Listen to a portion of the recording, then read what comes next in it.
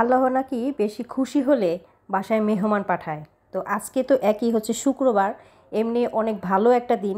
তারপরে আমাদের বাসায় আল্লাহ খুশি হয়ে এত ফজিলত পাঠাইছে আর এত মেহমান পাঠাইছে, আমরা তো অনেক খুশি। তো আমি অফিস থেকে এসে আজকে একটু ঘুমাইছিলাম। তো দুপুরে আমাকে বেল দিয়েই উঠাইছে। আসরের নামাজ পড়ে শুইছি, চিন্তা করলাম মাগরিবের আগেই উঠে যাব। তো দেখি যে খালাম্মারা ইচ্ছা মতো বেল দিচ্ছে। তো তাড়াতাড়ি দরজা খুলে দেখি 3-4 খালাম্মা আসছে, খালাতো বোন আসছে। খালাতো বোনটা আমার অনেক অনেক মানে পছন্দের একটা বোন, কারণ আমরা যখন একসাথে স্কুল লাইফ যে ছিলাম, আমি ভার্সিটিতে ছিলাম, ও আর কি কলেজে ছিল, তখন তো অনেক ফুর্তি অনেক শয়তানি। এখন সে আবার আসছে, সে কয়েকদিন পরে ইটালিতে চলে যাবে তার হাজব্যান্ডের কাছে। এখন ইচ্ছা মতো একটু বেড়ায় টেড়ায় নিচ্ছে। তো মেহমান আসলে আর তড়িঘড়ি করে কী করা বলেন, আমরা তো বাসায় অনেক কিছু রাখি না।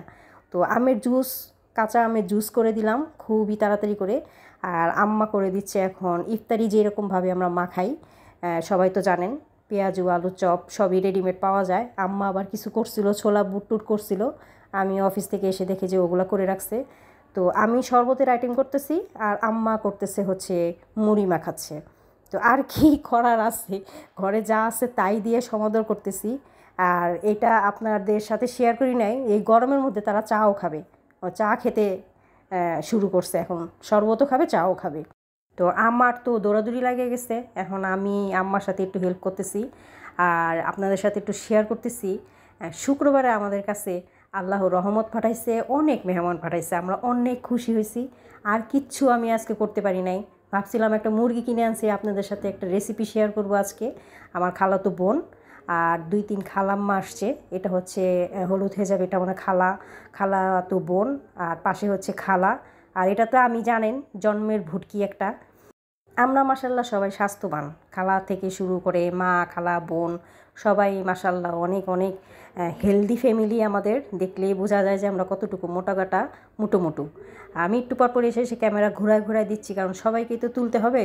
আর এই পাশে দেখেন, এখানে আমার ছোটো খালা আম্মা, ওইটা হচ্ছে আমার আম্মার চাচাতো বোন, ক্যামেরার সামনে আসতে চাচ্ছে না, তাই ইচ্ছা মতো ঘুমটা দিয়া একদমই মুখই দেখা যায় না। দেখেন আমি আবার একটু ঘুরায় দিচ্ছি যাতে সবাইকেই উঠে।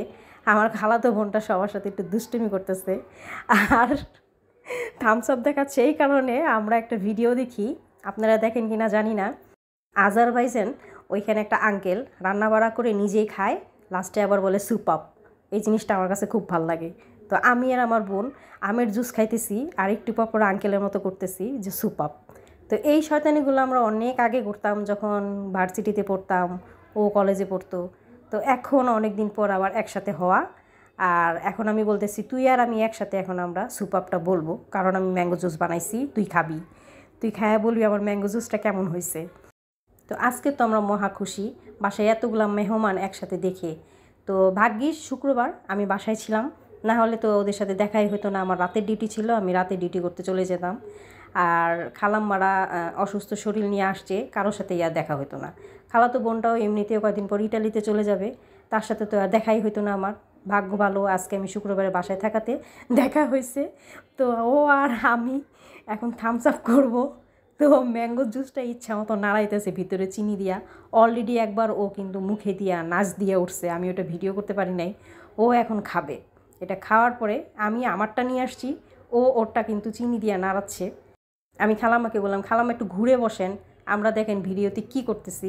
খাচ্ছি তো খাচ্ছি, ও খেয়ে দেখেন কি দুষ্টমিটা করলো। পরে নিয়ে আসছি পানি, খেলাম পানি। তো আপনাদের সাথে একটা ছোট্ট ভিডিও শেয়ার করলাম, সবাই মিলে কিভাবে আনন্দ করতেছে, শুক্রবারটা এনজয় করলাম। পাশে থাকবেন।